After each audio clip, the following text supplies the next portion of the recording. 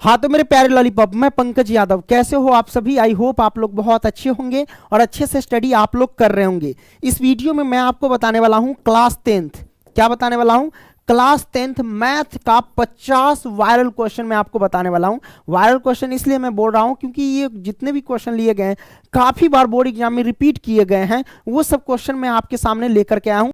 तो इसलिए इस वीडियो को एकदम बढ़िया से देखो, पलथी मारो, कॉपी कलम निकालो और शुरू करो पढ़ाई, ठीक है। तो चलिए हम क्या करते हैं भाई, एक एक क्वेश्चन लेते हैं और कंसेप्ट के साथ समझते हैं। देखिए पहला प्रश्न क्या कहता है सर जी, पहला प्रश्न कहता है 156 के अभाज्य गुणनखंड में 2 का घातांक क्या है, यानी 2 का घात पूछा जा रहा है। ये बहुत सा सिंपल क्वेश्चन है ना। तो इसको आप कैसे सॉल्व करेंगे, तो आप क्या करना सर जी, 156 का आप क्या करना, अभाज्य गुणनखंड करना। तो हम 2 से लगाएंगे तो कितना होगा, ये 7 हो जाएगा और ये 78 है ना, 78 दूना कितना हो जाएगा 156, ये हमारे पास हो जाएंगे, है ना। अब यहाँ से 2 से लगाएंगे तो 3 दूना 6, 9 दूना 18, 39 होगा आधा।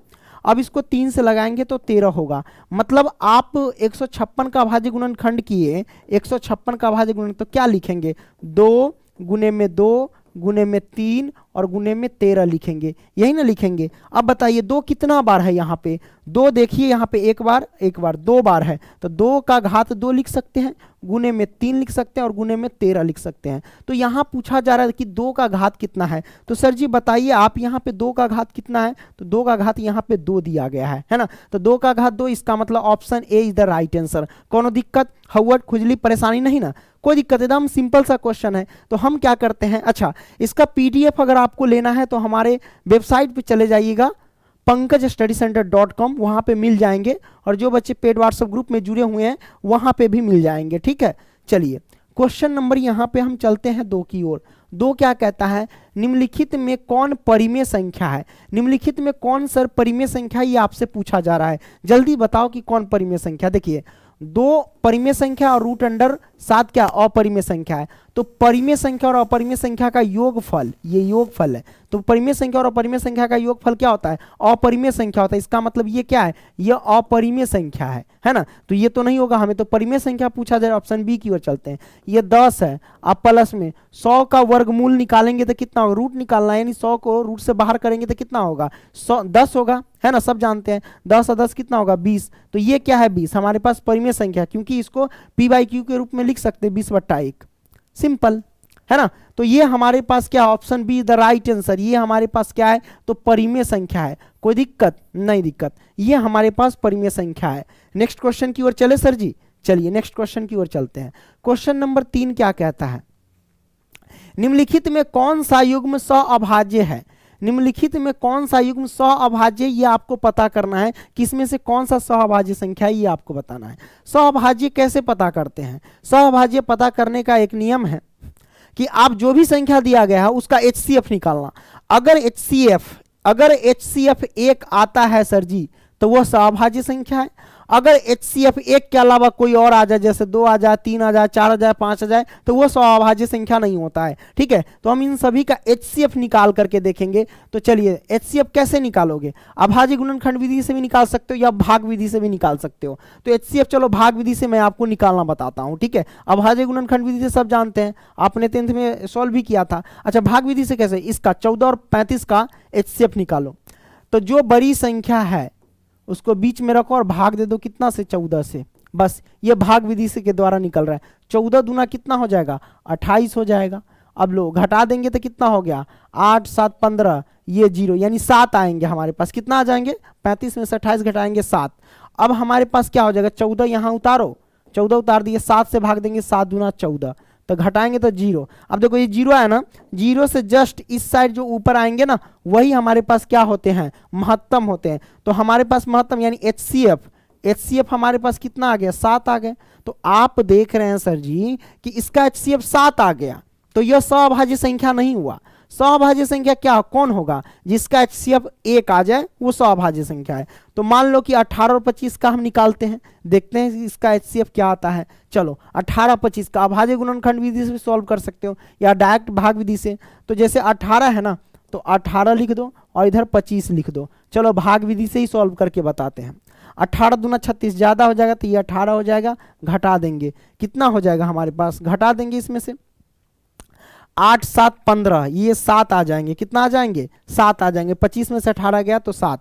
अब यहाँ से हमारे पास 18 उतरेगा, उतर गया तो 7 दूना 14, 14। अब यह हमारे पास कितना हो जाएंगे, 18 में से 14 घटाएंगे तो 4 हो जाएंगे, ये हमारे पास 4। अब ये 7 उतरेगा, 7 उतरेगा तो 4 एकम 4, ये आ गया, तो घटाएंगे तो कितना होगा 3 आएगा, 3 आ गया। अब यहाँ से कैसे सॉल्व होगा, तो हमारे पास देखो ये मैंने कर दिया ना 7 3, अब 4 उतरेगा, तो यहाँ से जैसे यहाँ पे आएगा तो यहाँ पे 4 उतरेगा, ठीक है। अब यहाँ से हम भाग दे सकते हैं, नीचे नहीं दिख रहा है ना, 3 से भाग देंगे तो मतलब यहाँ पे 3 और इधर 4 है, यही ना है। यहाँ पे देखो 3 एकम 3, घटा देंगे तो 1 आया। अब यहाँ पे 3 उतारेंगे तो 1 का खात 3 बार पढ़ेंगे तो घटा दिए तो कितना होगा हमारे पास 0, 0 से जस्ट ऊपर ये क्या है 1 आया, तो HCF हम देख रहे हैं 1 आया, मतलब 18 और 25 का HCF क्या आ गया हमारे पास 1 आ गया। तो HCF 1 आ गया तो कह देना कि वो सअभाज्य संख्या है। इसका मतलब क्या हुआ सर जी, इसका मतलब ये हुआ सअभाज्य संख्या, इसका HCF निकाले तो 1 आ गया, ठीक है, सिंपल। वो भाग विधि से मैंने सॉल्व किया, ये सब क्या है भाग विधि से हमने सॉल्व किया है। आप अभाज्य गुणनखंड विधि से भी सॉल्व कर सकते हैं, HCF निकाल सकते हैं, सबको पता, हमने निकालना तरीका बता दिया हुआ है। तो ये इसका करेक्ट आंसर। देखिए चौथा प्रश्न, निम्नलिखित में कौन यौगिक संख्या है। यौगिक संख्या आपसे पूछा जा रहा है। यौगिक संख्या सर जी किसे कहते हैं, यौगिक संख्या कहते हैं भाज्य संख्या को। यौगिक संख्या किसे कहते हैं, भाज्य संख्या को यौगिक संख्या कहते हैं। यहाँ पर कोई हवर खुजली परेशानी नहीं ना, तो यौगिक संख्या नहीं पता था, अब जान गए कि भाज्य संख्या को यौगिक संख्या कहते हैं। तो कहने का मतलब क्वेश्चन पूछ रहा है कि निम्न में से कौन भाज्य संख्या है। तो भाज्य संख्या पहचानने की तरीका, यानी यौगिक संख्या पहचानने का तरीका यह है कि उसका अभाज्य गुणनखंड करो। अगर मिनिमम, कम से कम मिनिमम 3 अंक आना चाहिए, अभाज्य गुणनखंड करते हैं ना, तो मिनिमम अगर 3 अंक आ जाता है तो वो क्या हो जाएगा भाई, यौगिक संख्या हो जाएगा। और मैक्सिमम कितना भी आ जाए उससे हमको मतलब नहीं है, मिनिमम 3 संख्या आना चाहिए जब अभाज्य गुणनखंड करते हैं तब, ठीक है। अगर मिनिमम 3 संख्या आ जाए, मैक्सिमम जितना आ जाए उससे कोई मतलब नहीं है। तो मिनिमम 3 आ जाए तो वो यौगिक संख्या यानी भाज्य संख्या। इससे अलावा कम हुआ, यानी 3 से कम हुआ, जैसे 2 आ गया है ना अंक, तो समझ जाना कि वो यौगिक संख्या नहीं है। तो देखते हैं, पहले 11 को तोड़ते हैं। 11 हम देखते हैं कि यौगिक संख्या है या नहीं है। तो देखो मेरे भाई 11 को तोड़ेंगे तो 11 गुने 1 लिख सकते हैं, इससे ज्यादा लिख सकते हैं, बोलो 11 को अगर आप लिखोगे तो क्या लिख सकते हैं, 11 गुने 1 ही तो लिख सकते हैं। तो इसमें तो मिनिमम 2 ही अंक आए, 1 अंक और 1 अंक, 2 ही अंक आए ना, तो ये नहीं होगा, ये यौगिक संख्या नहीं हो सकता। यौगिक संख्या की पहचान ये है कि मिनिमम 3 अंक आना चाहिए, मैक्सिमम जहां तक जाए उससे कोई मतलब नहीं है। तो 11 जो हम देख रहे हैं, 11 को तोड़ेंगे तो कितना, 11 गुने 1 आएगा, तो 2 ही अंक आया है ना, हमें तो 3 अंक आना चाहिए मिनिमम, है ना। अब देखो 21 को तोड़ेंगे, तो जब 21 को सर जी बी वाला देख रहे हैं, 21 के तोड़ेंगे तो क्या आ सकता है, 21 को तोड़ेंगे सर जी तो 3 सते 21, 3 और गुने में 7 और गुने में 1 लिख सकते हैं, लिख सकते हैं कि ना। 3 सते 21, 21 से 1 में गुना किए तो 21 हुआ। तो मिनिमम यहाँ पे 3 अंक आ गए, इसका मतलब 21 क्या हुआ, 21 हमारे पास क्या हो जाएंगे, यौगिक संख्या हो जाएंगे। क्या हो जाएंगे, यौगिक संख्या। बाकी सबको देख लो, 31 को क्या लिख सकते हैं, 31 गुने में 1 लिख सकते हैं, इससे ज्यादा आप लिख सकते हैं, नहीं लिख सकते हैं, है ना। तो ये हमारे पास भाज्य संख्या यानी यौगिक संख्या नहीं हुआ। अच्छा आप पूछेंगे ना तो है कौन संख्या, तो ये सब कौन सी संख्या है, 11 हो गया, 3 हो गया, ये अभाज्य संख्या, क्या ये अभाज्य संख्या है, अभाज्य संख्या है, इस बात को ध्यान रखना, ठीक है। ये सब अभाज्य संख्या, भाज्य संख्या यहाँ पे 21 है, 41 को भी तोड़ोगे तो 41 से कम 41, ये भी क्या है, अभाज्य संख्या है, भाज्य संख्या नहीं है। अभाज्य संख्या किसे कहते हैं, वैसी संख्या जो स्वयं से कटे और 1 से भी कटे, है ना। तो 31 से कम 31 कट जाएगा, स्वयं से भी कटेगा और 1 से भी कटेगा। अभाज्य संख्या वैसी संख्या को कहते हैं जो स्वयं से कटे और 1 से कटे, 1 को छोड़कर, 1 पर लागू नहीं होता है। तो आपने देख लिया, इसका करेक्ट आंसर बी हो जाएंगे। नेक्स्ट क्वेश्चन, 5वां क्या कहते हैं, निम्नलिखित में से कौन अभाज्य संख्या है। अब अभाज्य संख्या किसे कहते हैं, जो स्वयं से कटे और 1 से कटे, और ये डिफिनेशन केवल एक को छोड़कर लागू होता है, 1 पर नहीं लागू होता है, क्योंकि 1 अभाज्य संख्या नहीं है, ठीक है। तो 33 है, 33 कितना से कटेगा, 33 तो कई संख्या से कट जाएंगे, 11 3 33, 3 गुने में 11 और गुने में 1, तो मतलब ये संख्या 3 से भी कट गया, स्वयं 11 से भी कट गया, 1 से भी कटा और 33 से भी कट जाएगा ऐसे, है ना। तो 33 तो आप देख रहे 33 से भी कटेगा, 33 से कम 33, 11 तिया 33 भी कटेगा, 1 से भी कट जाएगा, 3 से भी कट जाएगा, है ना। तो मतलब अभाज्य संख्या किसे कहते हैं, जो स्वयं से कटे और 1 से कटे, और 1 को छोड़कर, 1 पर लागू नहीं होता ये डिफिनेशन, ठीक है। तो आप देखिए 33 तो हमारे पास अभाज्य संख्या नहीं, 39, 39 को तोड़ेंगे तो कितना आएगा, ये 39 से भी कटेगा, 39 से कम 39, 3 से भी कटेगा 13 तिया 39, और ये 13 से भी कट जाएगा, है ना, और 1 से भी कटेगा, ये 1 से भी कटेगा। तो इन सभी संख्या से ये कट रहा है, तो ये तो बहुत सारे से कटे, ये स्वयं से और 1 से नहीं कट रहा है, 1 के अलावा कई और संख्या से भी कट रहा है, तो ये हमारे पास अभाज्य संख्या नहीं होगा। 38 देख लेते हैं, 19 दूना 38, 2 से भी कटेगा, 38 से भी कटेगा, ये 2 कम 2, 38 से कम 38, है ना, 19 दूना 38, ऐसे भी कट जाएंगे, है ना। तो ये स्वयं और 1 के अलावा कई और संख्या से भी कट रहा है, इसका मतलब ये अभाज्य संख्या नहीं हुआ, ठीक है। तो अभाज्य संख्या कैसे, 31, देखो 31 जो है 31 गुने 1, 31 से भी कटेगा, 1 से भी कटा, मतलब 31 क्या स्वयं है, स्वयं से कटा और 1 से कटा, ये हमारे पास क्या हो जाएंगे, अभाज्य संख्या हो जाएंगे, यानी option D the right answer. ये स्वयं से कट रहा है और 1 से कट रहा है, इसलिए ये अभाज्य संख्या हो जाएंगे। कोई दिक्कत नहीं, दिक्कत में भाई, तो आपने option D the right answer समझ लिया। चलिए question number 6 sir, question number 6 क्या कहता है, यहां कहता है दो संख्याओं का मौसा 27 है, दो संख्याओं का मौसा दे रखा है, मौसा कितना दे रखा है दो संख्याओं का 27, और लौसा कितना दे रखा है 162। यदि उनमें से एक संख्या 54 है तो दूसरी संख्या क्या होगी। बड़ा सिंपल है, आप सबको पता है कि दो संख्याओं का गुणनफल a गुने b, दो संख्याओं का गुणनफल क्या होता है, HCF गुने एलसीएम के बराबर होता है। क्या होता है, HCF मतलब मौ 0 100 0 गुने में लॉ 0 100 0, इसके तो बराबर होता है कि नहीं होता है, सब जानते हैं।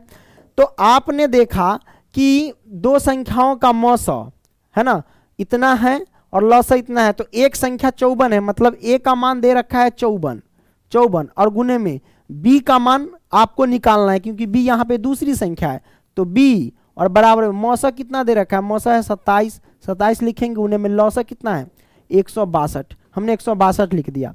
अब यहाँ पे देखिए सर जी, यहाँ पे b लिखेंगे और बराबर में देखिए 27 है ना, आप इसको काट भी सकते हैं, 27 दूना 54 काटो, 27 दूना 54, ये कट गया, तो b का मान आ गया कितना 162, और 2 गुना में तो इधर बट्टा में रख दो, है ना। अब 8 दूना 16, 2 एकम 2, 81 दूना हो गया 162, है ना, तो b का मान आ गया 81, मतलब दूसरी संख्या हमारे पास 81 आया, option D the right answer.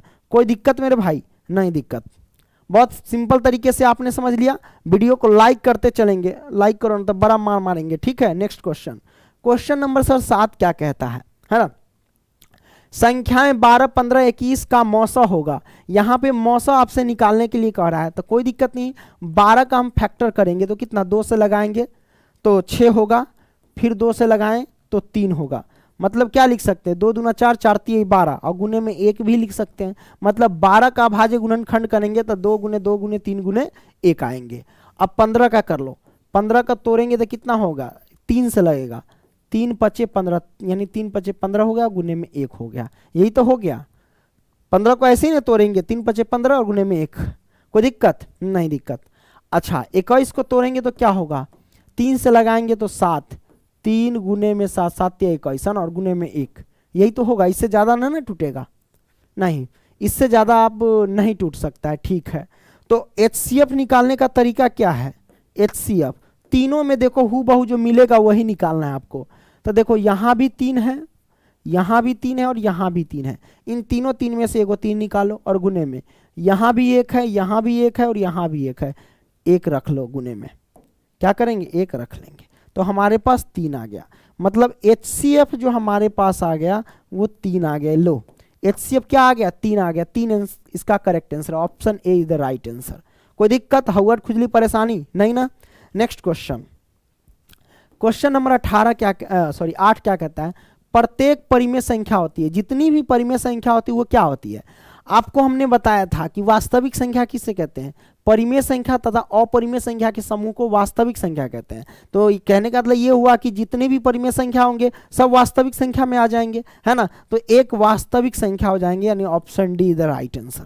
कोई दिक्कत नहीं, दिक्कत जितने भी परिमेय संख्या वो सारे के सारे वास्तविक संख्या है, और जितने भी अपरिमेय संख्या है वो भी एक क्या है, वास्तविक संख्या है। इस बात को ध्यान रखना। नेक्स्ट क्वेश्चन, क्वेश्चन नंबर 9 क्या कहता है सर? 9 कहता है पाई 22/7। रे भाई 22/7 ये क्या है, पी बाई क्यू के रूप में है, जहां Q is not equal to 0 के फॉर्म को दर्शा रहा है। ये क्या है, परिमेय संख्या होगा तब, है ना। Option A is the right answer. Next question, चलिए क्वेश्चन नंबर सर 10 क्या कहता है, द्विघात बहुपद के शून्यकों की संख्या कितनी होती है भाई? अरे द्विघात बहुपद के शून्य की संख्या कितनी होती है? 2 होती है, सबको पता है। Option be the right answer. द्विघात बहुपद के शून्यों की संख्या कितनी होती है? 2 होती है ना। तो अब क्या करते हैं, क्वेश्चन नंबर 10 हो गया। अरे 11, हाँ 11 सॉल्व करेंगे। 11 क्या कहते हैं, यदि बहुपद इतना कि शून्यक अल्फा और बीटा है तो अल्फा इंटू बीटा का मान होगा। तो यहाँ पे पूछा जरा अल्फा इंटू बीटा का मान, सबको पता है। अच्छा, अगर आपसे कोई पूछे कि अल्फा प्लस बीटा का मान क्या होता है तो आप कहेंगे -b/a, और वहीं पे आपसे अल्फा इंटू बीटा का मान पूछे तो क्या कहेंगे, c/a, क्योंकि आपको अल्फा इंटू बीटा का मान ज्ञात करना है। c का मान क्या है यहाँ पे, तो c का मान यहाँ पे 1 है तो 1 लिखेंगे, और a का मान क्या है, x² है, लेकिन x² में 1 छिपा रहता है, हम गुणांक लिखते हैं सबका, है ना। चर का क्या लिखते हैं, गुणांक लिखते हैं। तो x² का गुणांक उसमें क्या छिपा है, 1 है, तो आप लिख सकते हो 1। तो मतलब क्या हुआ, c/a, मतलब हो गया हमारे पास 1/1, मतलब एक ही आंसर आ गए। क्या हो जाए, एक आंसर, है ना। Option be the right answer. क्या हो जाएंगे, option be the right answer. Next question, question number 12 क्या कहता है सर जी, है ना। हट नहीं, 12 क्या कहता है, रैखिक समीकरण युग्म इतना और इतना के कितने हल है। कितने हल है ये पता करने के लिए a1/a2, b1/b2 और c1/c2 पे तुलना करना पड़ेगा हमको, है ना। तो देखो ई वाला देख लो, ये हमारे पास क्या है, a1x है, ये हमारे पास b1y है, और ये हमारे पास c1 है, ठीक है।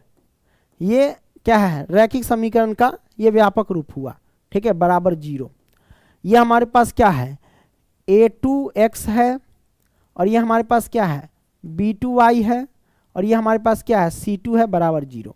तो यहाँ से देखो सबको पता चल गया कि a1 का x के स्थान पे x है, तो a1 का मान हो गया 2, है ना, b1 का मान हो गया 3, वो भी -3, और c1 का मान हो गया 2। उसी तरीके से a2 का मान 6, b2 का मान -9, c2 का मान 5 है।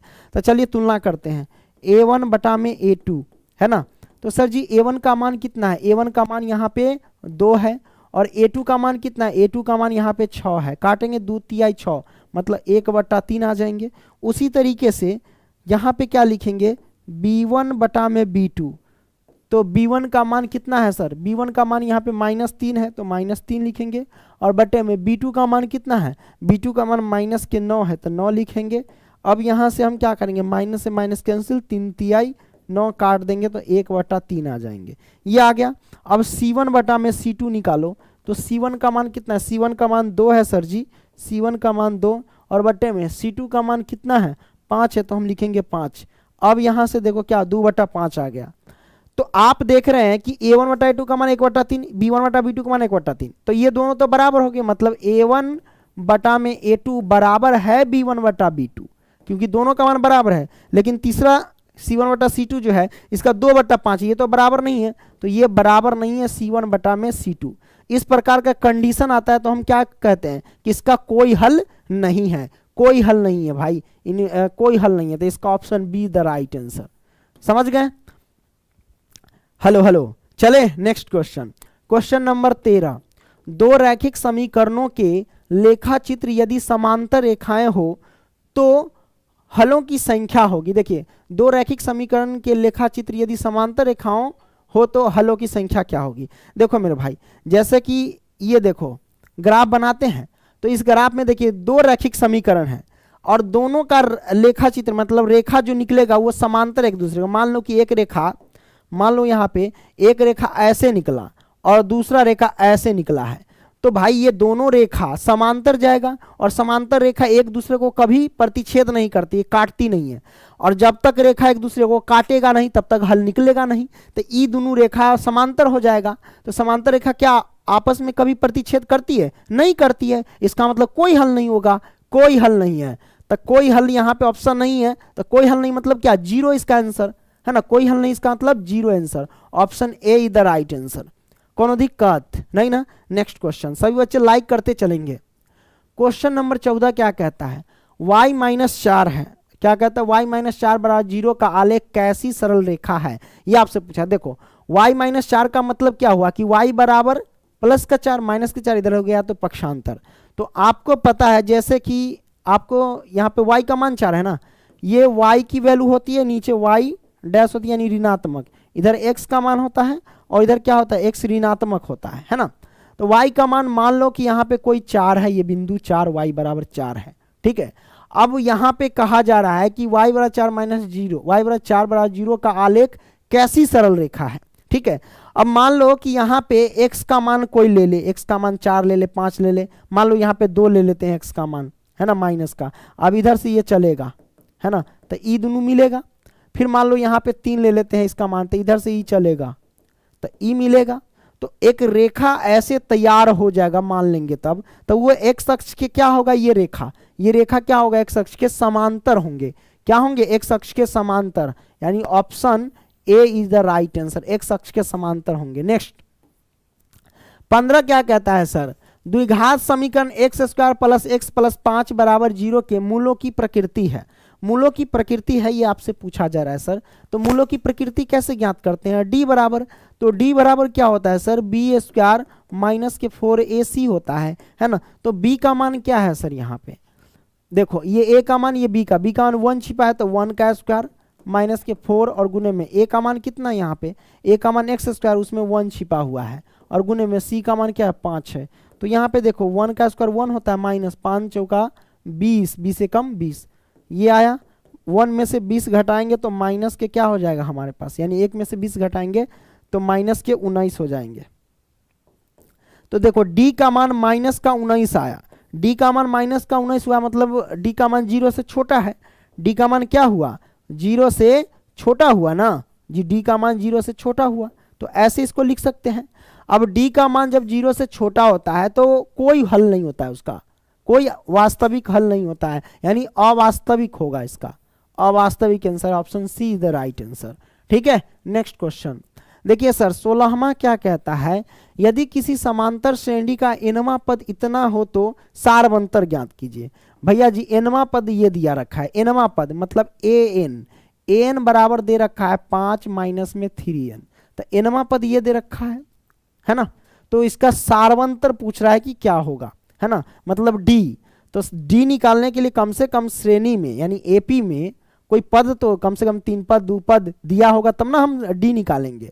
तो इसको ज्ञात करने के लिए कैसे? तब पहले हम AP ज्ञात कर लेते हैं।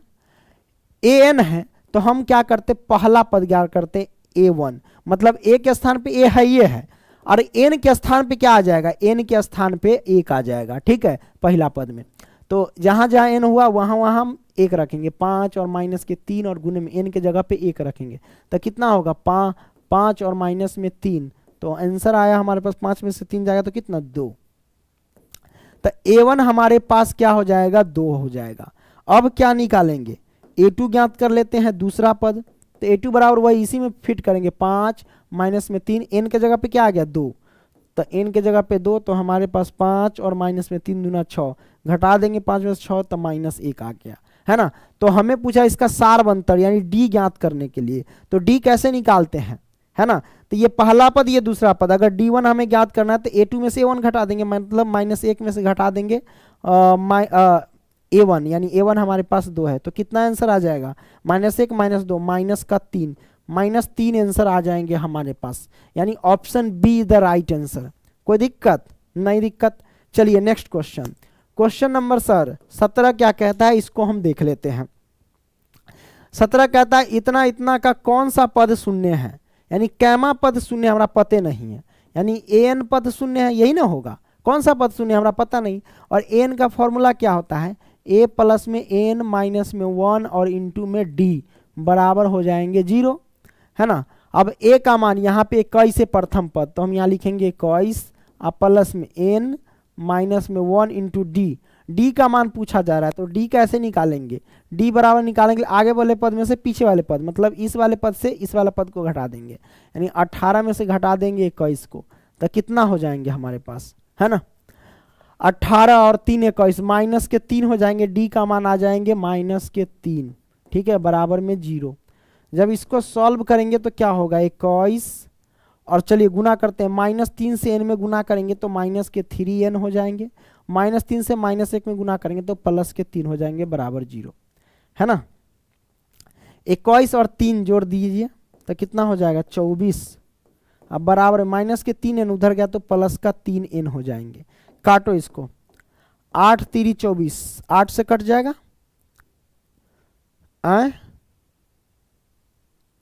है ना, 8 से कट जाएगा, 8 3 24, तो n का मान कितना हो जाएगा 8 हो जाएगा, n का मान 8 हो जाएगा। मतलब कौन सा पद शून्य है, तो 8वां पद शून्य हो जाएंगे मेरे भाई, 8वां पद क्या हो जाएंगे शून्य हो जाएंगे, है ना। कोई दिक्कत नहीं, दिक्कत। नेक्स्ट क्वेश्चन, क्वेश्चन नंबर 18, समांतर श्रेणी इतना इतना का चौथा पद क्या है, इसका चौथा पद आपको निकालना है। तो चौथा पद ज्ञात करने के लिए आपको a पता होना चाहिए और d पता होना चाहिए, तब जाकर के चौथा पद आप निकाल पाओगे, है ना।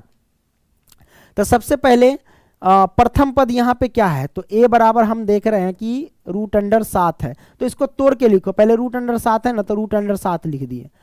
28 को √28 है, तो इसको हम क्या लिख सकते हैं 7 चौक 28, देखो √28 को क्या लिख सकते हैं, 28 को पहले अगर तोड़ोगे, 28 को देखो तेरी के 28 है, तो 28 को क्या लिख सकते हैं 7 चौक 28, है ना, यानी 7 गुने 2 यही ना लिख सकते हैं, 2 दूना 4, 4 4 सते 28, यही ना होगा। तो इसको तोड़ेंगे तो 2 √7 आ जाएंगे, निकालेंगे तो रूट से, तो मतलब 28 को लिख सकते हैं 2 √7, हमने लिख दिया, कोई दिक्कत। अब देखो, अब वहीं पे हम लिखेंगे √63 को क्या लिख सकते हैं, इसको निकालोगे तोड़ोगे तो 9 सते 63, मतलब 3 √7, यही ना आएंगे, देख लेना करके 3 √7 आएंगे, 63 को निकालोगे तो, है ना। तो ये आ जाएंगे 3 √7 आ जाएंगे, ठीक है। तो ये पहला पद, दूसरा पद, तीसरा पद। अब आपको चौथा पद कह रहा है ज्ञात करने के लिए, यानी A4 ज्ञात करने के लिए। तो चौथा पद का फॉर्मूला सबको पता है, a लिख देना, आप प्लस में 4 है ना, 1 पॉइंट कम करना, 3 और d से मल्टीप्लाई कर देना, ये चौथा पद निकल जाएंगे, सिंपल। तो a का मान कितना है √7 है, तो √7 लिख देते हैं, प्लस में 3 है तो 3, और गुने में d का मान कितना है, तो d निकाल लेते हैं। d बराबर क्या करते हैं, आगे वाले पद में से पीछे वाले पद घटा दे, मतलब 2 √7 में से घटा देंगे √7 को, घटाएंगे तो देखो 2 √7 में से 1 √7 घटाएंगे तो कितना होगा मेरे भाई, 1 √7 आएगा, तो 1 √7 आ जाएंगे। अब लिखो √7 अब प्लस में ये हो जाएंगे 3 √7, लो तो 7। अब देखो 1 √7 और प्लस में 3 √7, तो दोनों जोड़ेंगे तो क्या गो 4 √7 आ जाएंगे। तो 4 √7 तो कहीं आंसर है ही नहीं है, सब रूट के अंदर है, तो हम इसको क्या करेंगे 4 √7 को क्या लिख सकते हैं, 4 √7 को ऐसे लिख सकते हैं कि रूट में 7 और गुने में 4 गुने में 4 लिख सकते हैं कि नहीं लिख सकते हैं।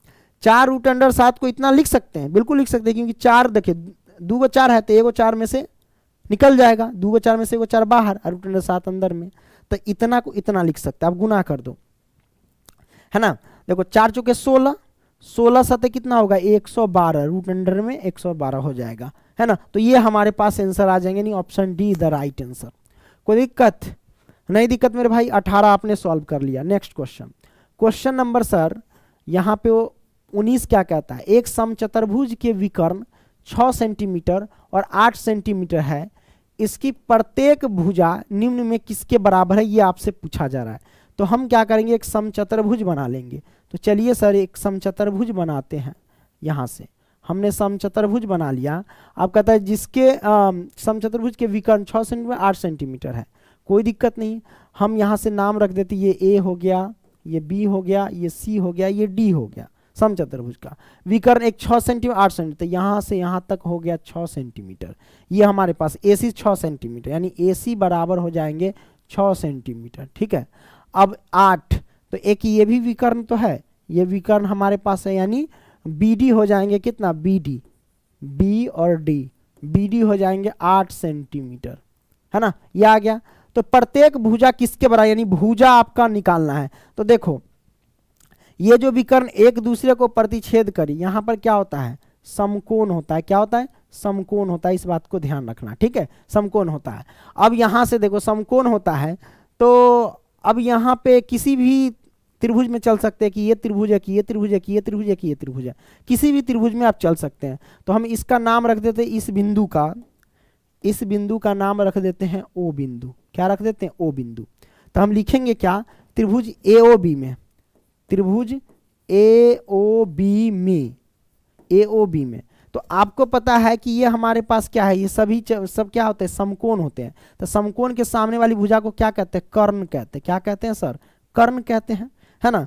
तो कर्ण मतलब ए बी, है ना, ए बी हमारे पास कर्ण हो गया। अब देखियो एओ का मान कितना होगा और ओ बी का मान कितना होगा, आप बताइए। तो आपको पता है कि ए से लेकर के सी तक की दूरी कितनी है, एसी है 6 सेंटीमीटर, तो एओ कितना होगा, तो एओ यहां से लेके यहां तक है, मतलब एसी का आधा है ना एओ, है ना, एओ क्या है, एसी का आधा है, तो मतलब ये 6 है, तो आधा करेंगे तो 3, ये 3 हो जाएंगे। उसी तरीके से ओबी का मान कितना होगा, तो आपको पता है बीडी का मान है कितना, 8 सेंटीमीटर, तो बीडी का आधा क्या है, ओबी है ना, तो आधा करेंगे तो ये हो जाएगा 4, सिंपल हो गया।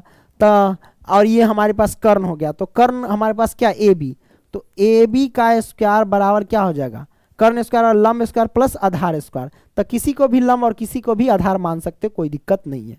तो हम क्या करेंगे, ए ओ का स्क्वायर प्लस में ए बी ओ का स्क्वायर कर देंगे, यही ना, ए ओ का square plus B O square. मतलब ए बी हमारे पास कितना है सर, ए बी तो निकालना ही है कर्ण, तो ए बी का स्क्वायर बराबर ए ओ का स्क्वायर। ए ओ हमारे पास कितना है सर, ए ओ देख लो यहाँ पे, ए ओ है हमारे पास 3 का स्क्वायर करेंगे तो 9, अब प्लस में बी ओ का स्क्वायर कितना, बी ओ हमारे पास 4 का स्क्वायर करेंगे तो 16। अब देखिए ए बी बराबर 16 9 कितना हो जाएगा, 25, है ना, ये स्क्वायर है तो हटेगा तो इधर रूट, तो ए बी का मान कितना आ जाएगा हमारे पास सर, 5 आ जाएंगे। तो ये ए बी का मान 5 आ गया, है ना। तो इसकी सभी भुजाएं कितना होगी, 5 5 5। लो तो कह रहा था ना, इसकी प्रत्येक भुजा निम्नलिखित में किसके बराबर है, तो 5 सेंटीमीटर के बराबर है। Option C is the right answer. समझ में आ गया। नेक्स्ट क्वेश्चन नंबर 20 क्या कहता है, किसी वृत्त के केंद्र से 8 सेंटीमीटर लंबी जीवा की न्यूनतम दूरी 3 सेंटीमीटर है, तो वृत्त का व्यास होगा। अब यहां पे देखो किसी वृत्त के केंद्र, तो सबसे पहले हम क्या करेंगे सर, सर्कल बना लेंगे। चलो यहीं पे बना लेते हैं सर्कल, ये लो सर्कल बना लिया हमने, है ना। अब यहां पे क्या कहता है, किसी वृत्त के केंद्र से, तो ये रहा केंद्र, है ना, केंद्र से 8 सेंटीमीटर लंबी जीवा, तो 8 सेंटीमीटर यहां पे एक लंबी जीवा खींच ली, ये हमने जीवा खींच लिया जिसकी लंबाई कितनी है, 8 सेंटीमीटर लंबी जीवा की न्यूनतम दूरी 3 सेंटीमीटर, मतलब यहां से लेकर के यहां तक की दूरी कितनी है, 3 सेंटीमीटर है। तो हम यहाँ पे 3 सेंटीमीटर रख देंगे, 3 सेंटीमीटर है तो वृत्त का व्यास होगा। अब यहाँ पे वृत्त का व्यास आपसे पूछा जा रहा है, तो आप कैसे निकालेंगे, है ना, कोई दिक्कत नहीं है, आप आसानी से निकाल सकते हैं। अच्छा लो भाई, यहां से इसको मिला दो, ये मैंने मिला दिया, है ना, ये मैंने मिला दिया। अब इसका नाम रख देते हैं ए, इसका नाम रख देते हैं बी, और इस बिंदु का नाम रख देते हैं ओ। आपको पता है कि यहां से यहां तक की दूरी 8 सेंटीमीटर है, तो ये जो दूरी आप जीवा की दूरी कहता है ना, 8 सेंटीमीटर लंबी जीवा की न्यूनतम दूरी, 8 सेंटीमीटर लंबी जीवा की न्यूनतम दूरी केंद्र से कह रहा है ना, तो केंद्र से कितना है, 3 सेंटीमीटर, 3 सेंटीमीटर रख दिया। तो एक प्रकार का ये क्या पड़ गया, लंब पड़ गया। तो लंब पड़ गया तो क्या हुआ, इसको यानी इस रेखा को बराबर बराबर दूरी में बांटेगा। ये पूरा 8 सेंटीमीटर है, तो ये हो जाएगा कितना, 4, है ना, ये 4 हो गया, 3 हो गया, तो ए भी निकाल लो। तो ए भी हमारे पास क्या हो जाएगा, कर्ण हो जाएंगे, है ना, यहां से यहां तक समकोण पड़ जाएगा, तो ए भी हमारे पास कर्ण।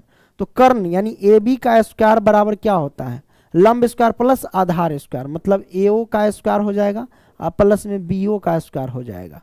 तो ए बी हमारे पास कितना है सर, ए बी नहीं है, ए बी तो निकालना ही है ना, वृत्त का व्यास निकालना है, इस बात को ध्यान रखना। तो ए बी का स्क्वायर बराबर क्या हो जाएगा सर, है ना। तो ए ओ हमारे पास कितना है, ए ओ 3 है, 3 का स्क्वायर करेंगे तो 9, प्लस में बी ओ कितना है बी ओ 4 है, 4 का स्क्वायर करेंगे तो 16। अब देखो ये 16 आ गया। अब ए बी लिखेंगे यहाँ पे बराबर 16 9 कितना हो जाएंगे हमारे पास 25, और ये देखो स्क्वायर हट गया तो रूट पड़ेगा, तो ए बी का मान कितना आ जाएगा सर यहाँ पे 5। अब ए बी का मान 5 आया, तो ए बी अर्थात क्या है, ए बी हमारे पास क्या है, ए बी आप देखेंगे, देखो गौर से, यहाँ से ए बी ये केंद्र है और ये हमारे पास ए बी है, तो ए बी एक प्रकार का क्या है, त्रिज्या है। क्या ये त्रिज्या इस वृत्त की, तो हमें पूछ रहा है वृत्त का व्यास क्या होगा। तो सर जी वृत्त का व्यास बराबर क्या होता है, व्यास बराबर त्रिज्या का दुगुना यानी 2r होता है। तो त्रिज्या 2 हमारे पास 2 लिखेंगे, और त्रिज्या कितना यहाँ से यहाँ तक, ए बी ही तो त्रिज्या है, तो ए बी कितना 5 है, 5 लिखेंगे तो हमारे पास 10 आ जाएगा, 10 सेंटीमीटर। क्या हो जाएंगे सर 10 सेंटीमीटर, ये आपने निकाल लिया, कोई दिक्कत नहीं दिक्कत। Next question, question number sir 21 क्या कहता है, दो वृत्तों के क्षेत्रफल का अनुपात 9:4 है। अब देखिए दो वृत्त के क्षेत्रफल का अनुपात, वृत्त का क्षेत्रफल क्या होता है सर जी, वृत्त का क्षेत्रफल होता है pi r square, pi r square, तो इसको 1 लिखते हैं और इसको पाई आर स्क्वायर, ये इसको R2 मान ले। दो वृत्त का क्षेत्रफल का अनुपात हो गया तो यानी बट्टा, तो कितना दे रखा है 9:4 यानी 9/4, सिंपल। तो उनकी परिधियों का अनुपात कह रहा निकालने के लिए, कोई दिक्कत निकाल लेंगे, ये पाई से पाई कैंसिल। अब देखो R1 है तो R1 लिखो और ये नीचे R2 है। अब इसका स्क्वायर हटा, इसका स्क्वायर हटा, तो इस पर भी क्या रूट पड़ जाएगा और इस पर भी रूट पड़ जाएगा, स्क्वायर हटा तो रूट पड़ेगा। तो R1 बटे में R2 क्या हो जाएगा, 9 का वर्गमूल 3, 4 का वर्गमूल 2, तो R1 का मान 3, R2 का मान 2 आ गया, R1 का मान 3 और R2 का मान 2 आ गया। ये हमारे पास वैल्यू निकल करके आ गए, कोई दिक्कत नहीं दिक्कत मेरे भाई। अब कह रहा है उनकी परिधियों का अनुपात, है ना, उनकी परिधियों का अनुपात आपसे पूछा जा रहा है तो क्या होगा, है ना, कोई दिक्कत। वृत्त की परिधि क्या होती है 2πr होती है, तो वृत्त की परिधि यानी 2πr बटे में 2πr। देखो सिंपल सी बात है, वृत्त की परिधियों का अनुपात कहा जाए तो पहले वृत्त का इसको R1 मानेंगे, दूसरे वृत्त का R2 मानेंगे। अब देखो यहाँ से काट दो, यहाँ से 2π से 2π कैंसिल, R1 का मान कितना है, R1 का मान है 3 और बट्टे में R2 का मान कितना है 2। तो अनुपात, अनुपात में लिखेंगे तो इसको लिखेंगे 3:2, 3:2 आंसर आया सर जी, 3:2। तो कहाँ है 3:2, ये है option A is the right answer. कोई दिक्कत नहीं दिक्कत मेरे भाई, सिंपल। आइए प्रश्न क्रमांक 22 क्या कहता है सर, 22 क्या कहता है, 1000 चक्कर लगाने में एक पहिया 88 किलोमीटर तय करता है, तो पहिए का व्यास पूछा जा रहा है कि कितना होगा। सबसे पहली बात है देखो 1000 चक्कर लगाने में, चक्कर लगाने में पहिए 1000 चक्कर में 88 किलोमीटर तय करता है ना, 1000 चक्कर में पहिया 88 किलोमीटर दूरी तय करता है, करता है, ठीक है ओके। तब जब 1000 में इतना, तो एक चक्कर में 1000 चक्कर में इतना दूरी तय करता है, तो एक चक्कर में कितना, तो लिखेंगे एक चक्कर में पहिया कितना दूरी तय करेगा। तो बस आपको क्या करना है 88 में आपको भाग दे देना है 1000 से, सिंपल। अब ये किलोमीटर है, 88 किलोमीटर, किलोमीटर को मीटर में बदलने के लिए हम क्या करते हैं 1000 से गुना कर देते हैं, क्या करते हैं 1000 से गुना कर देते हैं, तो ये हमारे पास मीटर में कन्वर्ट हो जाएंगे, ठीक है। अब यहां से काट सकते हो, ये 1000 से 1000 कट गया, तो एक चक्कर में पहिया 88 मीटर दूरी तय करेगा, है ना। तो कौन चक्कर तय मतलब कौन चक्कर लगाता है, पहिया। तो पहिया मतलब पहिया का ये ऊपरी ये गोला भाग है, यही ना चक्कर लगाता है। तो ये क्या है वास्तव में, ये पहिया तो एक प्रकार का वृत्त है, और इसके ऊपर जो ये जो चक्कर लगाता है ये क्या है, उस वृत्त का परिधि है। मतलब एक चक्कर में पहिया 88 मीटर दूरी तय करता है। मतलब एक चक्कर मतलब वृत्त की परिधि, एक चक्कर मतलब वृत्त की परिधि, वृत्त की परिधि क्या होती है 2 पाई आर होती है। 2 पाई आर में कितना 88 मीटर दूरी तय करेगी। ठीक है, अब 2 गुने पाई का मान 22/7 और गुने त्रिज्या है ना, पहिए का व्यास निकालने के लिए कह रहा है तो हम त्रिज्या निकालेंगे, व्यास भी पता हो जाएगा। तो ये 88। अब काटने वाला है जो काटो इसको इधर सॉल्व करेंगे, आर बराबर डायरेक्ट मान लिखेंगे तो क्या होगा, हो जाएगा 88 और गुने में ये हो जाएंगे 7 है ना, ये हो जाएंगे 7 और इन दोनों बट्टे में आ जाएंगे 2 गुने में 22। काटो, इसको काट देते हैं, 22 है ना, 22 चौक 88 और 2 दूना 4 कट गया तो 7 दूना 14, आर का मान 14 हो जाएंगे, आर का मान 14 हो जाएंगे। ठीक है, अब देखो आर का मान 14 तो व्यास पूछ रहा है ना, व्यास का मान क्या होगा, तो व्यास बराबर क्या हो जाएगा 2r है ना, 2 और गुने में आर हमारे पास कितना है 14, तो हमारे पास 14 दूना 28, ये हमारे पास आंसर आ गया। हाँ, सी का मान लो 28 मीटर, 28 मीटर हमारे पास व्यास आ गया। कोई दिक्कत नहीं, दिक्कत। नेक्स्ट क्वेश्चन 23 क्या कहता है, cos 90 डिग्री माइनस थीटा बराबर क्या होता है सर, तो cos 90 डिग्री माइनस थीटा बराबर होता है sine theta. Option be the right answer. Next question, निम्नलिखित में किसका मान √2 के बराबर है, तो भाई √2 के बराबर कौन है, tan 60 डिग्री का मान क्या होता है √3 होता है ना, cos 45 डिग्री का मान क्या होता है 1/√2 होता है, साइन 30 डिग्री का मान क्या होता है 1/2 होता है, तो कोसेक 45 डिग्री का मान √2 होता है सर, है ना, यानी option D is the right answer. Next question, question number 25, यदि tan थीटा बराबर 12/5 तो साइन थीटा का मान क्या होगा। देखो यहां पे क्या कहता है tan थीटा 12/5, तो tan थीटा का सूत्र क्या होता है P/B होता है, P/B। मतलब क्या पता चला कि P का मान 12 और B का मान 5 हो गया, है ना। हमें H का मान निकालना होगा हाइपोटेनियस, तो H बराबर क्या होता है, वो होता है P² और प्लस में B² का √अंडर, यही ना होता है। तो हम क्या करेंगे, P का मान कितना है, P का मान 12, 12 का स्क्वायर करेंगे तो 144, हम लिख सकते हैं 144, अब प्लस में B का मान 5 है, 5 का स्क्वायर करेंगे तो 25 हो जाएगा, रूट लगा दो। तो H बराबर कितना हो जाएंगे सर 144 यानी 169 हो जाएंगे, है ना। तो H बराबर हमारे पास 13 निकल के आ गए। H का मान 13, तो साइन थीटा बराबर पूछ रहा है, साइन थीटा बराबर क्या होता है P/H होता है। तो P का मान कितना है सर, P का मान 12 है तो हम लिखेंगे 12 और बटा में H का मान कितना है 13, तो लिखेंगे हम 13। ये मैंने लिख दिया, कोई दिक्कत नहीं, दिक्कत। तो 12/13 हमारे पास आंसर आ गए, है ना। 12/13 कहाँ है, यहाँ है, option B is the right answer. Hello hello, सब कुछ ठीक है ना। चलिए आगे बढ़ते हैं सर। क्वेश्चन नंबर 26, बिंदु -2 -5 का भुज है। तब देखो पहला होता है भुज और दूसरा होता है कोटि। भुज को कहते हैं x अक्ष को भुज, y अक्ष को कोटि। तो पूछ रहा भुज का मान, भुज का मान -2 हो जाएंगे, क्या हो जाएंगे -2। तो option A is the right answer, Bhuj. Next question, x अक्ष पर किसी बिंदु का y नियामक होता है। यहां पूछा जा रहा है क्या, x अक्ष पर किसी बिंदु का y नियामक, सिंपल सी बात है, x अक्ष पर किसी बिंदु का y नियामक 0 होता है, क्या होता है 0, और y अक्ष पर किसी बिंदु का x नियामक क्या होता है, तो वो होता है 0। ठीक है, यहां पूछा जा रहा है कि x अक्ष पर किसी बिंदु का y नियामक क्या होता है 0, option C correct answer. Next question, question number 28, बिंदु 3, -4 किस चतुर्थांश में, तो चतुर्थांश समझ लो सबसे पहले, ये क्वाड्रेंट होता है, क्या होता है क्वाड्रेंट होता है। ये हमारे पास x अक्ष, ये ऋणात्मक वाले x, ये y अक्ष, ये इधर ऋणात्मक वाले x, ये फर्स्ट क्वाड्रेंट होता है, ये सेकंड क्वाड्रेंट होता है, और ये थर्ड क्वाड्रेंट होता है, ये फोर्थ क्वाड्रेंट होता है, यानी चौथा चतुर्थांश होता है। ठीक है, अब इसमें पूछ रहा है 3, किस चतुर्थांश में, तो पहले चिन्ह आप पता करो।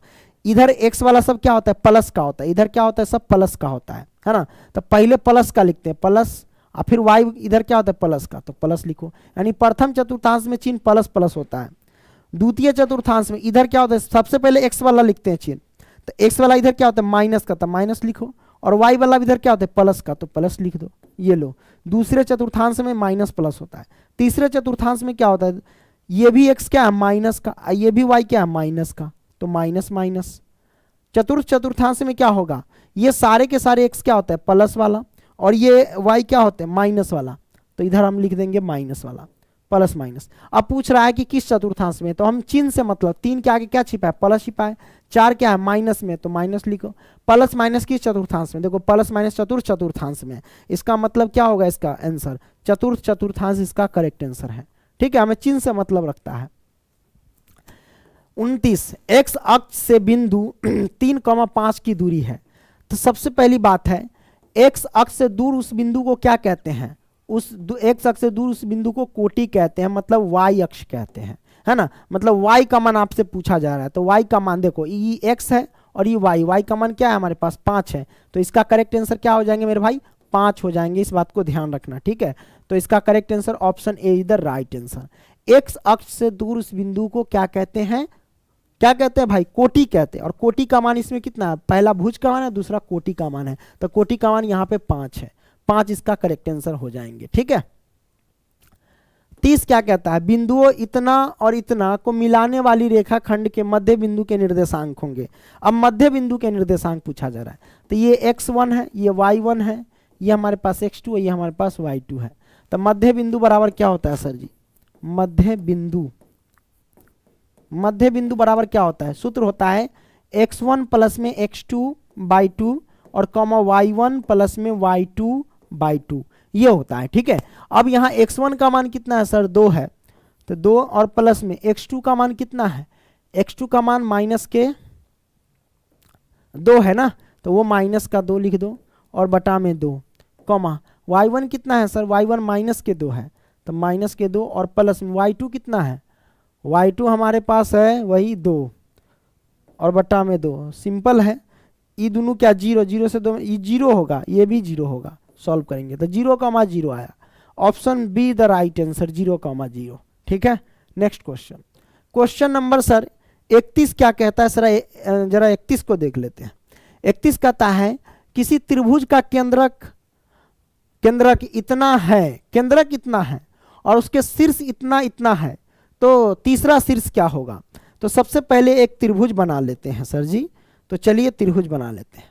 ये हमने त्रिभुज बना लिया, ठीक है, चलिए यहाँ पे रख दें, हमने रख दिया। कलर है तो कलर वगैरह चेंज कर लो, चलो चेंज कर लेते हैं, रेड कर देते हैं, अरे ये तो फिल हो गया, यहाँ से कलर होगा, रेड कर देते हैं कलर। तो ये हमारे पास हो गया एक त्रिभुज, क्या हो गया त्रिभुज। अब इस त्रिभुज के केंद्र यानी बीचों बीच, केंद्र में क्या है, केंद्र 3,0 है, तो हम यहाँ पे लिख देते हैं 3,0 केंद्र है। ठीक है, 3,0 है, तो उसके शीर्ष ये है और ये है, तो दोनों शीर्ष लिख देते हैं, एक है 2,3 और एक शीर्ष है 1,-4। ठीक है, ये हमारे पास है, ओके।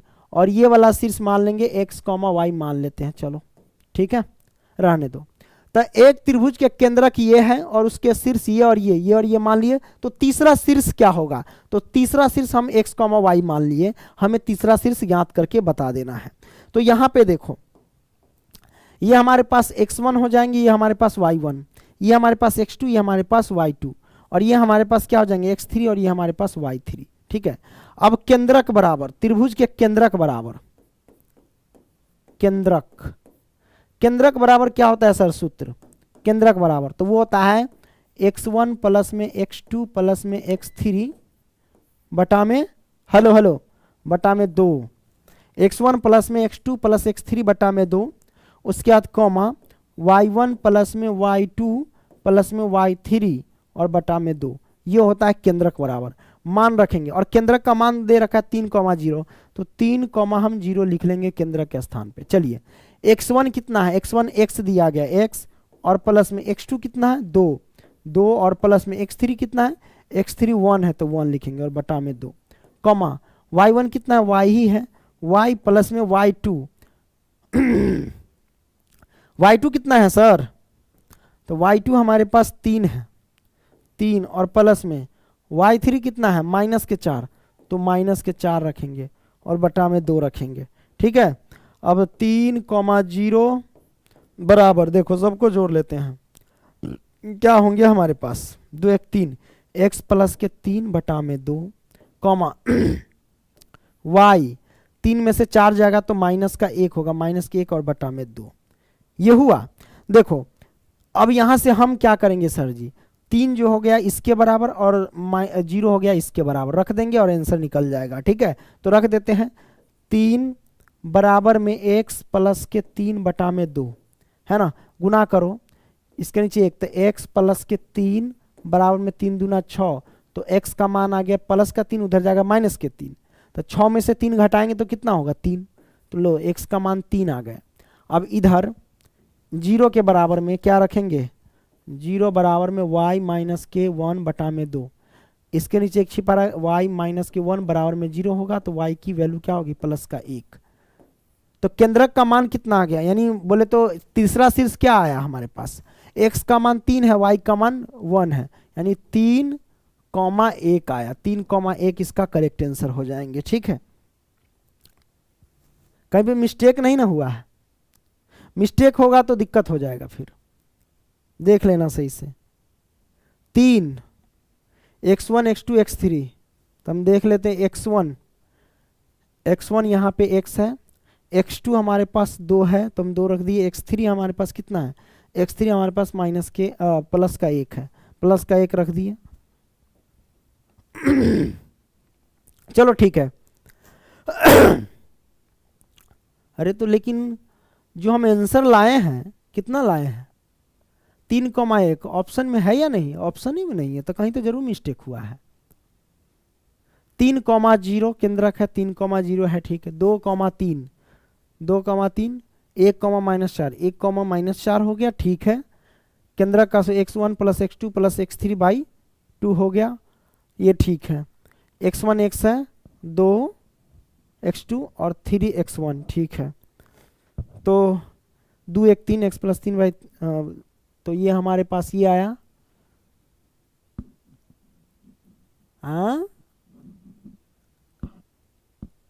कहीं पे मिस्टेक हो गया है।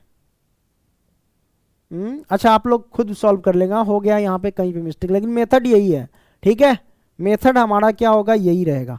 नेक्स्ट क्वेश्चन, क्वेश्चन नंबर 32, यदि किसी त्रिभुज के शीर्ष के निर्देशांक इतना इतना इतना है तो त्रिभुज का क्षेत्रफल होगा। अब यहाँ से त्रिभुज का क्षेत्रफल पूछा जा रहा है।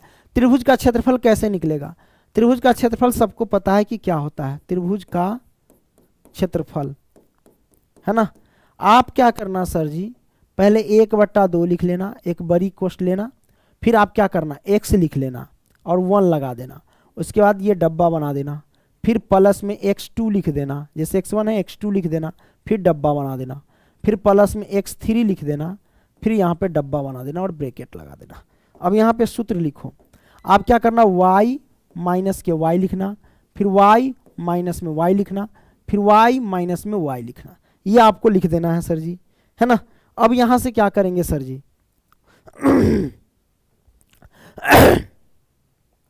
1 था, 2 लिखो, 2 के बाद 3 लिखो, ये 2 है, 2 के बाद 3, 3 के बाद 4 होता है, लेकिन हमको क्या अंतिम 3 तक संख्या ही है, 3 के बाद डायरेक्ट रिवर्स मारेंगे, 1 से शुरू हो जाएंगे, 1 हो जाएंगे, ये 3 है, 3 के बाद बस 4 होता है ना, ये रिवर्स मारेंगे, 1 मार देंगे, 1 के बाद 2, ये सूत्र होता है। अब ये x1 है, ये y1 है, ये x2 है, ये y2 है ना, और ये हमारे पास x3 है और ये हमारे पास y3 है, ये हमारे पास आ गए। अब इसमें हम क्या करेंगे, मान हम पुट कर देंगे, यानी फिल कर देंगे, है ना।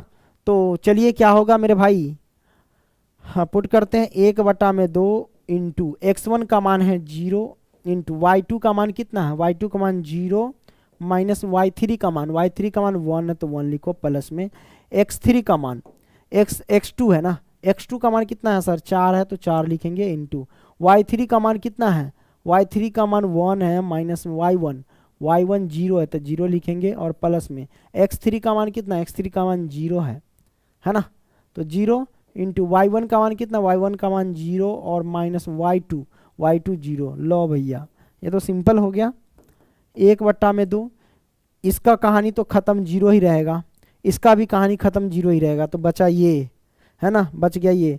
एक में से 0 जाएंगे तो क्या होंगे, एक ही होंगे। 1 से 4 में गुना करेंगे तो 4 ही रहेंगे। काटो 2 दूना 4, तो मतलब हमारे पास 2 आ जाएंगे। त्रिभुज का 2 मात्रक, है ना। Option C is the right answer, 2 answer. Next question, question number 33 क्या कहता है, बिंदुओं इतना एवं इतना के बीच की दूरी है। बिंदुओं इतना और इतना के बीच की दूरी है, यह आपसे पूछा जा रहा है ना। तो क्या होगा सर जी, जल्दी बताइए। बिंदु इतना इतना के बीच की दूरी सूत्र, है ना। ये x1 है, ये y1 है, ये x2 है, वो y2 है। अब दूरी सूत्र क्या कहता है सर, दूरी सूत्र, है ना। दूरी सूत्र देख लो। तो अब हेलो दूरी सूत्र से निकालेंगे, वही क्या होता है, x2 माइनस के x1 का होल स्क्वायर प्लस में y2 माइनस के y1 का होल स्क्वायर का रूट अंडर। x2 कितना है सर, x2 हमारे पास -5 है, माइनस के x1 हमारे पास माइनस के 1 है, माइनस माइनस प्लस का 1 हो जाएगा, इसका होल स्क्वायर प्लस में y2 माइनस के y1, y2 हमारे पास 7 है, माइनस के y1 कितना है 3 है, इसका कर देंगे whole square root under -5 plus 1। अब क्या कर सकते हैं, 5 घटेगा 1 में से, माइनस के हो जाएगा 4, -4 का स्क्वायर 16, प्लस में 7 में से 3 गया तो 4, 4 का स्क्वायर 16, है ना। कितना 16 16 32, 8 चौक 32। इसका अब निकाल लेंगे तो कितना 16 दूना 32, यानी 4 रूट अंडर 2 हो जाएंगे। 4 रूट अंडर 2 इसका आंसर हो जाएंगे, यानी option be the right answer. कोई दिक्कत नहीं, दिक्कत। चलिए नेक्स्ट क्वेश्चन, क्वेश्चन नंबर 34 चलते। 34 क्या कहता है, समान ऊंचाई वाले 2 बेलन, यानी ऊंचाई सेम है, ऊंचाई सेम है, h मान लेते हैं ऊंचाई, 2 बेलन का ऊंचाई h है, वाले 2 बेलनों के आयतनों का अनुपात 9:16 है, तो उनके वक्र पृष्ठ क्षेत्रफल का अनुपात होगा। बेलन का आयतन क्या होता है, पाई आर स्क्वायर h। तो इसको पहला बेलन है, इसको 1 मानेंगे, फिर अनुपात कर रहा है तो पाई आर स्क्वायर h, इसको r2 मान लेंगे। ठीक है, ये मैंने मान लिया। तो बेलन के आयतन का अनुपात कितना है, 9:16, यानी पहला 9 और बटा में 16 हो जाएंगे। कोई दिक्कत नहीं, दिक्कत। अब यहाँ से काटो पाई से पाई कैंसिल, h से h कैंसिल, r1 और बटे में r2 लिखेंगे बराबर में, स्क्वायर है, ये भी स्क्वायर था, सबका रूट लग जाएगा, 9 का वर्गमूल बटे में 16 का वर्गमूल लग जाएगा तो क्या हो जाएगा हमारे पास, r1 बटे में r2 क्या निकल के आ जाएंगे, 9 कितना, 9 का रूल 3, 16 का रूल 4, तो r1 का मान 3, r2 का मान 4 हो गया। तो ये आ गया, तो उनके वक्र पृष्ठ के क्षेत्रफल का अनुपात होगा, वक्र पृष्ठ। तो देखो वक्र पृष्ठ का क्षेत्रफल कैसे निकालते हैं सर जी, है ना, बेलन का वक्र पृष्ठ क्षेत्रफल। तो यहाँ पे लिखता है 2 पाई आर एच। तो देखो एच तो समान है, r1 रहेगा, क्या रहेगा ये r1 2 पाई आर एच, है ना, इसको r2 मान लेंगे। अब यहाँ से देखो जो कटने वाला है काटो, 2 पाई से 2 पाई कैंसिल, h से h कैंसिल, तो r1 का मान कितना है, वही है 3 है, और r2 का मान कितना है 4 है, तो मतलब 3:4 आंसर आ गए। Option C right answer, option C the right answer. ठीक है, कोई दिक्कत नहीं, दिक्कत। नेक्स्ट क्वेश्चन, क्वेश्चन नंबर 35 क्या कहता है सर, यदि किसी शंकु के वक्र पृष्ठ का क्षेत्रफल 880 सेंटीमीटर स्क्वायर है और त्रिज्या 14 सेंटीमीटर है, तो उसकी तिर्यक ऊंचाई होगी। तो तिर्यक ऊंचाई आपसे पूछा जा रहा है, यदि कि शंकु का वक्र पृष्ठ क्षेत्रफल इतना है, वक्र पृष्ठ क्षेत्रफल क्या होता है, पाई आर एल होता है, तो 880 रख दो पाई आर एल, और तिर्यक ऊंचाई पूछा जा रहा है, पाई का मान कितना 22 बटा में 7 और गुने में आर, आर का मान है 14 और गुने में एल हो जाएगा, एल तो ज्ञात करना, तिर्यक ऊंचाई 880। अब जो कटने वाला है काटो यहाँ से, है ना, क्या काटेंगे मेरे भाई, 7 दूना 14, ये कट गया, तो एल का मान कितना हो जाएगा 880 और बटे में ये गुना में जाएगा 22 गुने में 2, 22, 2 से काटो इसको, 2 से काटेंगे तो 4 4, है ना, कट गया ये 0, 22 दूना 44, 20 आ गया, यानी एल का मान आ जाएगा हमारे पास 20। ठीक है, 20 centimetre answer, option be the right answer, simple.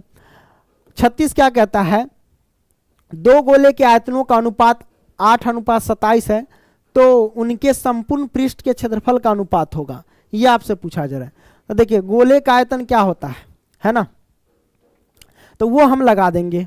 Okay, तो दो यहाँ पे दो गोला है, दो गोले का आयतन 4/3 पाई आर स्क्वायर एच बट्टे में 4/3 पाई आर स्क्वायर एच हमने लगा दिया गोले का आयतन। अब अरे एच कहाँ से, 4/3 पाई आर क्यू होगा रे, 4/3 पाई आर क्यू गोले का आयतन और बट्टे में 4/3 पाई आर क्यू, यही ना लगाएंगे, इससे ज़्यादा तो कुछ नहीं लगाएंगे, पाई आर क्यू। तो इसको R1 इसको R2 मान लेंगे, ठीक है, क्योंकि दो है। गोले का आयतन का अनुपात कितना, 8 और 27, तो 8 बट्टे में 27 लिख देंगे। अब यहाँ से काटो, जो कटने वाला 4/3 से 4/3 कट गया, पाई से पाई कैंसिल कट गया। तो अब यहाँ से देखो R1 है, R1 लिखेंगे बट्टे में R2 लिखेंगे, यहाँ पे घन था यहाँ भी घन, तो इधर आएगा तो क्या घनमूल लग जाएगा, तो 8 और 27 का घनमूल यहाँ पे 3 चढ़ जाएगा। इसका मतलब 3 को चीज में से एक चीज निकालना है ना, तो कैसे निकालेंगे, 8 को, जैसे 8 को क्या लिख सकते, 2 गुने में 2 गुने में 2 लिख सकते, 2 दूना 4 4 दूना 8 है ना, ये लिखेंगे। तो मतलब 8 को 3 को 2 लिख सकते, 3 को 2 में से 1 को 2 बाहर है। 27 को उसी तरीके से 27 को क्या लिख सकते, 3 गुने में 3 गुने में 3 है ना, तो 3 को 3 में से 1 को 3 बाहर, घनमूल का मतलब ये होता है। तो R1 का मान 2, R2 का मान 3 आया। तो कहता है उनके संपूर्ण पृष्ठ के क्षेत्रफल का अनुपात क्या होगा, है ना। तो यहां से हम क्या करेंगे मेरे भाई, संपूर्ण पृष्ठ के क्षेत्रफल का अनुपात निकालना है। कैसे निकालेंगे, तो क्या हो जाएंगे, गोले का संपूर्ण पृष्ठ क्षेत्रफल 4 पाई आर स्क्वायर हो जाएंगे बट्टे में 4 पाई आर स्क्वायर हो जाएंगे, है ना। अब यहां से क्या करेंगे, यहां से क्या करेंगे सर, तो देख लो 4 पाई से 4 पाई कैंसिल, इसको R1 इसको R2 मान लेंगे। तो यहाँ पे क्या हो जाएगा मेरे भाई, R1 का स्क्वायर R2, R1 हमारे पास कितना 2, 2 का स्क्वायर करेंगे तो 4, R2 का कितना 3 है, 3 का स्क्वायर करेंगे तो 9, तो 4:9 हो जाएंगे आंसर, है ना। ऑप्शन डी इधर राइट आंसर। कोई दिक्कत नहीं, दिक्कत। नेक्स्ट क्वेश्चन, क्वेश्चन नंबर चलते हैं सर 37 की ओर। किसी गोले का संपूर्ण पृष्ठ क्षेत्रफल 616 सेंटीमीटर स्क्वायर है, तो गोले का व्यास होगा, गोले का संपूर्ण पृष्ठ क्षेत्रफल ये आपसे पूछा जा रहा है। तो गोले का संपूर्ण पृष्ठ क्षेत्रफल क्या होता है, 4 पाई आर स्क्वायर, है ना, बराबर में क्या हो जाएगा 616, ठीक है। तो कैसे यहाँ पे लिख सकते हैं 4 गुने 22 बटा में 7 और गुने में आर स्क्वायर बराबर में 616, ठीक है। अब यहाँ पे आर स्क्वायर बराबर क्या हो जाएगा 616, ये हो गया, 7 गुना में आ जाएंगे और बट्टा में हो जाएंगे 4 गुने में 22, ये आ जाएगा, ठीक। अब यहाँ पे क्या, इसको काटो, कटने वाला है तो जैसे काट देते हैं, 4 ऐसे काटो, 2 दूना 4, ये कट गया, इसको काटेंगे 3 दूना 6 और 0, फिर 8 दूना 16, 308 दूना 616, फिर 2 से 15 दूना 30, यहाँ 4, ये कट गया, चलिए 154 कट गया, 154 चौके 616, है ना। 22 से कटेगा, चलिए इसको 11 दूना 22 काट देते हैं और इसको काट देते हैं कितना, 7 दूना 14, 7 दूना 77 दूना 11 सते 77 कट गया। तो आर स्क्वायर का मान कितना आया, 7 गुने 7, 7 गुने 7, आर स्क्वायर है तो स्क्वायर हटेगा तो इधर क्या पड़ेगा, रूट पड़ेगा, तो आर का मान आ जाएगा 7, तो आर का मान 7 आ गया, ठीक है। हमें कहता है गोले का व्यास निकालने के लिए, तो व्यास बराबर क्या हो जाएंगे सर, व्यास बराबर 2r होता है, तो यहाँ निकालेंगे 2 और गुने में आर का मान कितना है 7, तो हमारे पास 7 दूना 14 निकल के आ गए, 14, मतलब 14 answer, option be the right answer. कोई दिक्कत नहीं, दिक्कत। तो गोले का व्यास निकल के आ गया 14 centimetre square, centimetre sorry. Next question, question number 38 क्या कहता है, वाई अक्ष का समीकरण क्या होगा, वाई अक्ष का समीकरण क्या होगा मेरे भाई, तो x बराबर 0 होता है, इस बात को ध्यान रखना, ठीक है। नेक्स्ट क्वेश्चन, दो घनों के आयतनों का अनुपात इतना है तो उनके कुल पृष्ठ क्षेत्रफल का अनुपात कितना होगा। घन का आयतन एल क्यू होता है, तो दो घनों के आयतनों का अनुपात, घन का आयतन एल क्यूब, तो ये L1 हुआ और ये L2 हुआ, ठीक है। दो घनों के आयतनों का अनुपात इतना है, तो 1 और बट्टे में 27 है ना। देखो यहाँ पावर 3 है, यहाँ पावर 3 हटेगा तो इधर घनमूल चढ़ जाएगा, तो L1 बटे में L2 बराबर हो जाएगा इसका घनमूल 1 बटे में 27 का रूट अंडर इसका घनमूल। तो निकालेंगे L1 बटे में L2, क्या निकलेगा, 1 का घनमूल 1 होता है, 27 का घनमूल 3 होता है। L1 का मान 1, L2 का मान 3 आया, तो कहता है उनके पृष्ठ क्षेत्रफल को का अनुपात पूछा जा रहा है, पृष्ठ क्षेत्रफल का अनुपात।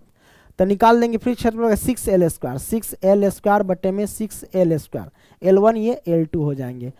अब देखो यहाँ पे कटने वाला है तो काटो, ये 6 से 6 कैंसिल, L1 कितना है 1, 1 का स्क्वायर करेंगे तो 1, L2 कितना है 3, 3 का स्क्वायर करेंगे तो 9, मतलब 1:9 आंसर आ जाएंगे हमारे पास, है ना। Option C is the right answer, बड़ा सिंपल है, निकल गया, है ना।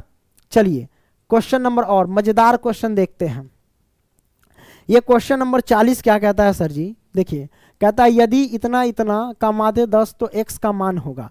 माध्य दे रखा है, देखिए 6 प्लस 6 प्लस में 8 प्लस में 9 प्लस में x प्लस में 13, यही ना होता है प्रेक्षणों का योग बटे प्रेक्षणों की संख्या, है ना।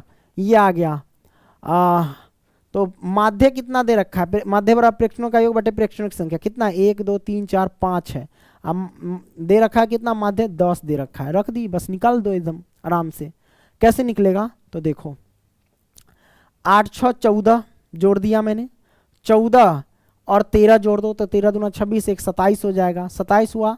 27 और 9 जोड़ो, 27 और 9 जोड़ेंगे तो कितना होगा 36 और बटे में 5 प्लस का x रह जाएगा बराबर में 10, इसके नीचे एक छिपा रहता है, आर पार गुना करो, 36 प्लस में x बराबर में 10 पचे 50, x का मान कितना होगा 50, 36 इधर है तो माइनस के 36, तो x की वैल्यू कितना आ जाएगी मेरे भाई 4 और 10 14 आंसर आ जाएंगे। कितना आ जाएंगे 14, option be the right answer, 14 correct answer है। चलिए नेक्स्ट क्वेश्चन की ओर चलते हैं। क्वेश्चन नंबर 41, इतना इतना कि माध्यिका आपसे पूछा जाए, माध्यिका कैसे निकालेंगे सर। हम क्या करते हैं माध्यिका में, या तो बढ़ते क्रम या तो घटते क्रम में पहले हम क्या करते हैं सजा लेते हैं, तो चलो हम बढ़ते क्रम में सजा लेते हैं। तो सबसे छोटी संख्या यहाँ पे 6 है, हम लिख लेंगे यहाँ पे 6, उसके बाद क्या है 6 के बाद 7 है नहीं है, 6 के बाद 8 लिख लो, तो हमने लिख लिया 8, 8 लिख लिया, 8 के बाद 9 तो हम लिख लिया 9, 9 के बाद क्या 10 है, 10 नहीं है, 11 है कहीं पे, 11 भी नहीं है, 12 कहीं पे है क्या 12, 12 भी नहीं है, 13, 13 भी नहीं है, 15 है डायरेक्ट, 15 लिखो तो हम लिख दिया 15, 15 के बाद 16, 16 के बाद क्या है 17 है नहीं है, 18, 15 हो गया, 16 भी हो गया ना, 16 हो गया, 16 के बाद क्या है 17 नहीं है, 18 है तो 18 लिख दो, 18 के बाद क्या है 18 के बाद 19, 19 तो है ही नहीं की, 19 के बाद 20, 20 कहीं है 20 भी नहीं है, 21 लिख दो, 21 हम लिख देते हैं, हमने 21 लिख दिया, 21 के बाद 22 लिख दिया, 22 के बाद क्या हो जाएगा 25, 25 लिख दो। तो हमने यहाँ पे सजा दिया, कोई दिक्कत। अब माध्यिका क्या कहते हैं बीच में से उठाओ, है ना, क्या को संख्या 1 2 3 4 5 6 7 8 9, 9 को संख्या है, तो 4 को इधर से पकड़ो और 4 को इधर से पकड़ो, बीच में पड़ गया 16, तो 16 इसका करेक्ट आंसर हो जाएंगे। माध्यिका बीच में जो वह इसका आंसर हो जाता है, ऑप्शन सी करेक्ट आंसर, कोई दिक्कत नहीं दिक्कत। नेक्स्ट क्वेश्चन, क्वेश्चन नंबर 42 क्या कहता है सर, इतना इतना का बहुलक, बहुलक में क्या होता है जो ज्यादा और रिपीट होता है वही बहुलक होता है। देखो इसमें कौन ज्यादा बार रिपीट है सर, है ना, 23 एक ही बार है, 15 एक ही बार है, 25, 25 एक बार, 2 बार, 3 बार 25 है, इसका करेक्ट आंसर हो जाएंगे 25, कोई दिक्कत नहीं दिक्कत। तो 25 इज द राइट, क्योंकि ज्यादा बार रिपीट यही है। आइए 43 क्या कहते हैं, आंकड़े इतना इतना का परिसर ज्ञात कीजिए। परिसर हम कैसे ज्ञात करते हैं, परिसर ज्ञात करने के लिए हम क्या करते हैं, जो सबसे बड़ी संख्या है उसमें से सबसे छोटी संख्या को घटा देते हैं, है ना। तो सबसे बड़ी संख्या इसमें क्या है 32 है, और सबसे छोटी संख्या इसमें क्या है 6 है, उसका हम घटा देते हैं, तो कितना हो जाएगा 26, 26 इज द राइट आंसर। कितना आसान है, देखो सिंपल क्वेश्चन है, और क्वेश्चन सब आ जाता है तो एग्जाम में तो फिर आपको दिक्कत हो जाते हैं। नेक्स्ट क्वेश्चन, क्वेश्चन नंबर 44 क्या कहता है, वर्ग अंतराल इतना इतना का वर्ग चिन्ह होगा। वर्ग चिन्ह आपसे पूछा है, वर्ग चिन्ह कैसे निकालते हैं? वर्ग चिन्ह निकालने का तरीका यह है कि जो वर्ग अंतराल दिए रहते हैं उन दोनों को जोड़ देते हैं और 2 से भाग दे देते हैं। तो 130 और 150 दोनों को हम जोड़ देंगे तो कितना हो जाएंगे? 0 हो जाएंगे, 5 3 8 हो जाएंगे, 2 हो जाएंगे, 280 हो जाएंगे। 280 को 2 से भाग दे देंगे तो 14 दूना 28, 140 हो जाएंगे। Option C the right answer, 140। ऐसे ही निकाला जाता है वर्ग चिन्ह, है ना। वर्ग चिन्ह, वर्ग अंतराल जैसे आपने सांख्यिकी मैंने पढ़ाया था उसमें समझा दे कि वर्ग चिन्ह हम कैसे निकालते हैं। जो वर्ग अंतराल दिए रहते हैं उसका योग और 2 से भाग दे देते हैं ठीक है। आइए 45, यदि 4 लगातार विषम संख्या का माध्य 6 है तो सबसे बड़ी संख्या पूछा जा रहा है। देखो क्वेश्चन को घुमा दिया है, कहता है 4 लगातार विषम संख्या का माध्य है, 6 है तो सबसे बड़ी संख्या क्या होगी, ये आपसे पूछा जा रहा है। तो भाई लगातार विषम संख्या मान लेंगे तो लिखते हैं माना 4 लगातार विषम संख्या क्या। तो पहला विषम संख्या आपको मान लेना है x में 1 छिपा रहता है, 1 क्या होता है? विषम संख्या। अब दूसरा विषम संख्या अगर मान लेंगे x + 1 तो ये गलत हो जाए क्योंकि हमें विषम संख्या लाना है। x में समझो 1 छिपा है तो 1 और 1 जोड़ेंगे तो 2 हो जाएगा ना, तो ये तो गलत हो जाएगा मान। इसका मतलब हम दूसरा विषम संख्या क्या मान सकते हैं? x + 2 मान सकते हैं क्योंकि 2 है, x में 1 छिपा है, 1 और 2 जोड़ेंगे तो 3। विषम संख्या 3 ना होता है। अगर पहला विषम संख्या 1 होता है, दूसरा विषम संख्या 2 नहीं 3 होता है, 3 के बाद क्या होता है? 5 होता है, 5 के बाद क्या होता है? 7 होता है। यही ना विषम संख्या है। तो इसी तरीके से 4 लगातार विषम संख्या में लेना है, सिंपल। तो x में ले लिए 1 छिपा रहता है, x + 2 लेंगे तो x में 1 छिपा है, 1 1 2 जोड़ेंगे तब ना 3 होगा। दूसरा विषम संख्या क्या लिख सकते हैं? x + 3 नहीं ले सकते हैं, x + 4 ले सकते हैं तब ना। x में 1 छिपा है, 4 1 जोड़ेंगे तब 5 हो जाएगा। अब चौथा विषम संख्या क्या लिख सकते हैं? x + हम 6 ले सकते हैं, सिंपल। तो ये हमारे पास आ गया 4 लगातार विषम संख्या। तो माध्यम के और माध्य दे रखा है, तो माध्य कैसे ज्ञात करते हैं? माध्य बराबर क्या होता है? माध्य बराबर प्रेक्षणों का योग बटे प्रेक्षणों की संख्या, सबको जोड़ दो। यानी x आप प्लस में x + 2 आप प्लस में x + 4 आप प्लस में x + 6 सबको जोड़ दिए। तो प्रेक्षणों का योग और बट्टे में प्रेक्षणों की संख्या कितने? 1 2 3 4 गो है, 4 रख दिए। माध्य कितना दे रखा है? माध्य दे रखा 6, वो भी रख देंगे। तो माध्य की जगह पे 6 और बराबर में सबको देखो, 1 गो x 2 गो 3 गो 4 गो x है तो 4x ये हो गया, सबको जोड़ो। 2 4 6 6 6 12 प्लस के 12 और बट्टे में 4 हो जाएंगे। इसके नीचे 1 छिपा रहता है, आर पार गुना कर लो ना, इधर सॉल्व करते हैं तो ये हो जाएगा 4x + के 12 बराबर में 6 चौक 24, तो यहाँ हो जाएगा 24। ये हमारे पास आ गए। अब देखो